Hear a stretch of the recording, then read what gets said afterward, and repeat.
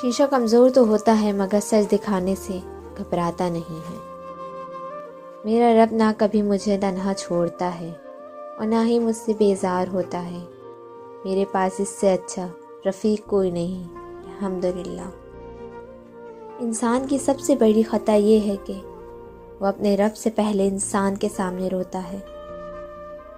अपनी अंधेरी कब्र को खुद रोशन करने की तैयारी करें। आज जिंदा इंसान से लोग वफा नहीं करते, कल मिट्टी के ढेर के लिए कौन दुआ करेगा। लोगों को अपनी अच्छाइयाँ बताकर उनके साथ रहने की भीख न मांगे। अपनी कुछ बुराइयाँ बता कर देखें कौन कौन साथ चलता है, सब मालूम हो जाएगा। साजिशें गीबतें पीठ पीछे वार, लोग भूल बैठे हैं कि कोई कुन भी कहता है।